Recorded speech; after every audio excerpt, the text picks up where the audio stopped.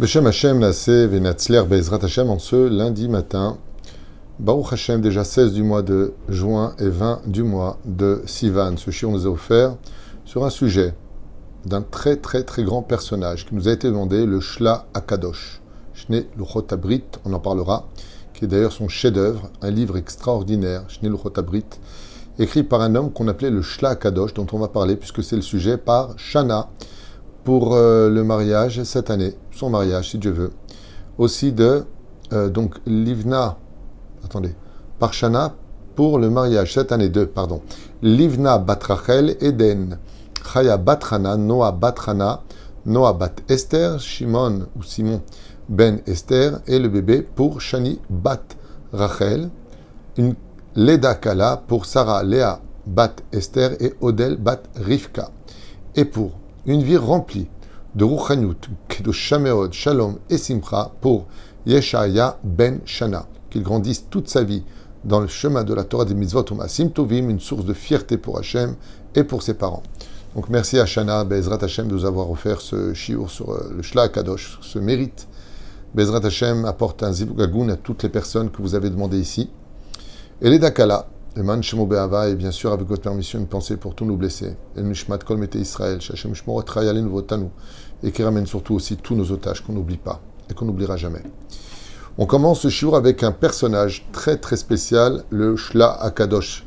Alors le Shla, bien sûr, il a été connu pour sa prière spécifique qui se lit le Rosh Chodesh Sivan pour avoir des enfants.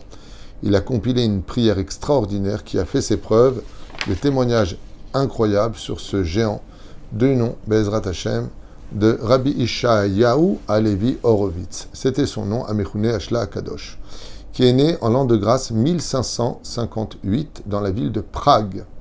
Alors Prague, qui est encore une adresse, il y a le Maharal de Prague, il y a le Shla Akadosh, mais Prague est un endroit où les Juifs sont respectés encore en 2025. Donc, le Mishpachat Rabbanim Meyucheset, qui est venu d'une famille, Be'ezrat Hashem, extrêmement référencée dans la ville de Prague. Son père, Rabbi Avraham Alevi Horowitz, qui était un grand rabbin et un Talmid Chacham, était lui-même l'élève du Rama Akadosh Rabbi Moshe Zerlich, qui est le Posek Halacha du monde Ashkenaz. Vechibet et Sefer Chesed l'Avraham, qui a lui-même aussi écrit un livre, non pas celui de Rabbi Avraham Azoulay, mais Chesed l'Avraham, de Rabbi Avraham Alevi Horowitz, le père du Shla Kadosh. Od Be Beyalduto, Idgale Ishayahu. Donc ce fameux Ishayahu, qui est un nom très beau d'Ishayahu. Alors Rabbi Ishayahu Pinto, que Dieu nous donne bonne santé, Rabbi Ishayahu Alevi Horowitz, qui est le Shla Kadosh, et puis il y a Ishayahu, le prophète qui les a tous précédés. Quand il était ne serait-ce qu'un enfant, que Ilouy Belimud Torah, s'est tout de suite distingué des autres par l'extraordinaire génie de sa compréhension dans l'étude profonde de la Torah. Tout lui était très facile.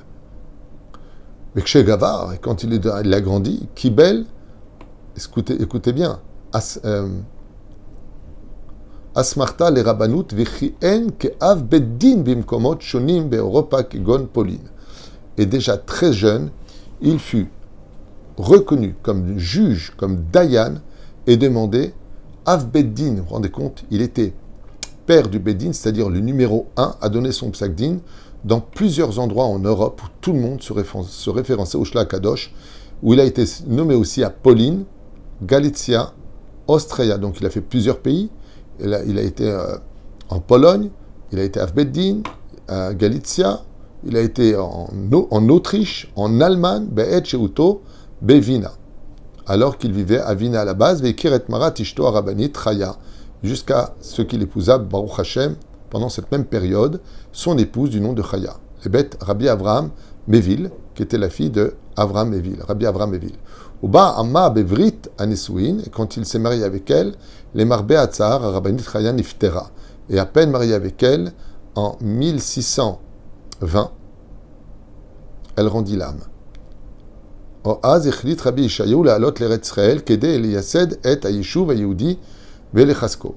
Et à sa mort, donc en 1620, la mort de la Rabbanit Chaya, il décida de quitter l'Europe pour s'installer en Eretz Israël, car Rabbi Ishayahu Alevi Horowitz disait que s'il y a des étoiles à réaviver en Galoute, il y a des soleils à réveiller en Israël. Et donc il monta en Israël. Et Masao l'Eretz Israël, à Sarabi Shayou, Regalit Derech Halab Besouria. Donc il nous dit ici qu'il est passé par plusieurs chemins, dont un qui était Halab. Donc je crois que Halab c'est... je crois que c'est la Libye, il me semble, et en Syrie. Et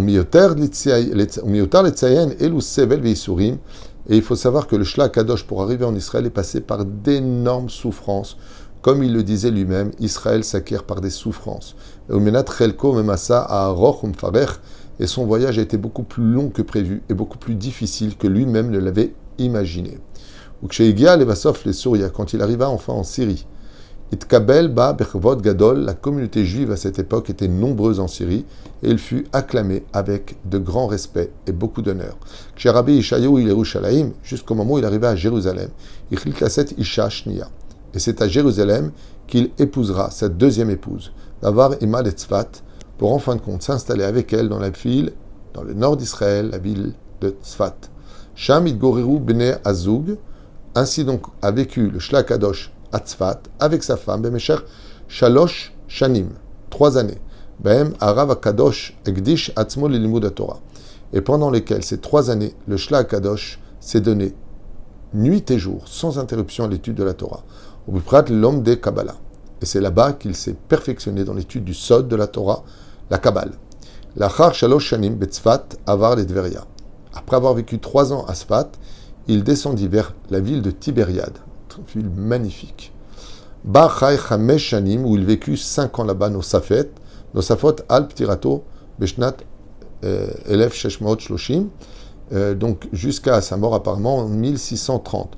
Ou Ba Nigbar, et c'est dans la ville de Tibériade que le Shlach Kadosh a été enterré. Donc il est né à Prague, mais il a rendu l'âme donc en 1630 dans la ville de Tibériade où il sera enterré. Effectivement, je me rappelais, sa tombe est à Tibériade. En 1624, Be'et Sheshab Yerushalem, alors qu'il vivait encore à Jérusalem à cette époque, Nesar Arav Yeshaim Od 15 Rabanim Alede Mishpachat Paruah, Mishpachat Aravit Sheshalta Al Ayeshuv Ayehudi de Az. À l'époque, il y avait une personne qui était assez forte, un arabe qui vivait à cette époque, qui s'appelait la famille Farouah, et qui, ayant force de loi à cette époque, Merera et Trayav a passé son temps à pourrir la vie du Shlach Kadosh, ainsi d'autres, 15 autres rabbanim. Rabbanim nidreshu les shalem kofer rav be'ad shichuram. Et qu'est-ce qu'il faisait? Il exigeait des sommes d'argent pour les libérer, des grosses sommes d'argent. Au Bekoshi Atzum, Itzlicha Akila Yehudit Zeira, les Gayes et Kol Asrum, Anidrash et Shachram, et la communauté juive, donc il y a déjà, on parle de 1600 ici, 1630, les grandes communautés juives d'Israël, comme quoi que, il y a des témoignages historiques que nous étions toujours sur cette terre, se réunirent en demandant de l'aide aussi aux juifs de Chutz Laaretz de donner la somme nécessaire pour libérer le Shlach Kadosh qui avait été apparemment jeté en prison avec 15 autres rabbanim pour avoir de l'argent. Ce qu'on appelle Pidyon Shvuim. Igrot Rabot, Tfilot, Vechuburim, Uchassim, le Rabbi Ishaya. Le Shlach Kadosh a écrit énormément de commentaires sur la Torah, sur la Gemara, les prières, les Chiburim, Yuchassim, le Rabbi Ishaya, ou Benehem, Tfilat Abanim, dont le plus connu sera celle que nous lisons le jour de Rosh Chodesh Sivan, cette fameuse prière que tout le monde connaît du Shlach Kadosh pour avoir des enfants dans la Torah. C'est Tov l'Amra Be'erev Rosh Chodesh Sivan, que vous retrouvez d'ailleurs cette prière sur Internet aujourd'hui, mais avant c'était dans le Sidour, Sha'ar HaShamayim, Shemot Gitin, Mitzvat Tfilin, Bigdei Yesha, Al Seder Moed Ve'od. Donc il a écrit vraiment sur toute la Torah. Il a tout commenté. Les Marbeh Hatzar, malheureusement, Lo Zacha Rabbi Ishaya Lirot, Pirsun Ktavav, il n'a pas eu malheureusement le mérite de voir ses livres sortir dans le monde. Bechayav Chayuto. Mais uniquement après sa mort. La Charmoto, Beno, Rabbi Shabtai Shpitel, Alevi Horowitz. C'est son fils, le Rav Shabtai, qui amènera ses livres à l'imprimerie et les sortira pour les diffuser dans le monde. La Kachalatzmo est Melechet Haotza'a Le'or, et il avait pris sur lui à une époque où les livres sortaient avec beaucoup d'argent, de réunir l'argent nécessaire et de sortir les livres du Shlach Kadosh. Au Pirsen Rishit et Agadol Bechiboro est le premier livre qui sera le plus connu de tous du Shlach Kadosh, Shene Luchot Abrit. le fameux livre de les deux tables des 10 commandements. Au Toktav Be'et Sheuto Betzfat, qu'il écrivit pendant les 3 années dans la ville de Sfat. Kinu Yashla Akadosh, Nitan Lo Bisrut Riburo Ze. Et pourquoi est-ce qu'on appelle justement le Shla Akadosh? Parce qu'il a écrit, quel rapport? C'est Rabbi Ishayahu, à Levi Horowitz. Il dit oui, mais pourquoi on l'appelle le Shla? Parce que quand on a étudié son livre, Shene Luchot Abrit, Shene Shin, Luchot Lamed, Abrit He, c'est les lettres du mot Shla. Donc on lui a donné ce surnom grâce à son œuvre incroyable et d'une profondeur extrêmement sainte, le Shla Akadosh Ke'en Savaat le Livne Mishparto. Au Baïzir, Otam Leval It Pato, la Lechet Shevi Achar Abli Olamazé Vetanugab. Et donc, le Shla Akadosh avait prévenu ses enfants, comme il inscrit aussi dans son livre, qu'on doit faire tous très attention de ne pas poursuivre les plaisirs de ce monde qui ne mènent à aucun résultat et qui ne rentrent pas du tout dans les considérations de l'existence d'un homme. D'où le fait qu'il soit appelé le Shla Akadosh. Il était extrêmement kadosh, loin des plaisirs futiles du monde terrestre. Donc le Shla, Shene Luchot Abrit, c'est pour ça qu'on l'appelle comme ça, au nom de son livre, qui émerveilla tous les rabbanim qui y plongèrent leurs yeux. Bezman Sheuto, chez la Shla Akadosh Betveria. Et pendant cette période avait vécu le Shla Akadosh dans la ville de Tibériade. Égal à Bet Knesset, Shukam, Shmona, Meot, Shana, Terembo. Il allait prier dans une synagogue qui avait été bâtie 800 ans avant sa propre venue, à Tibériade. Ach Hish, Kal, Kibel, Et, Kinuyav, Bet Knesset Ashla.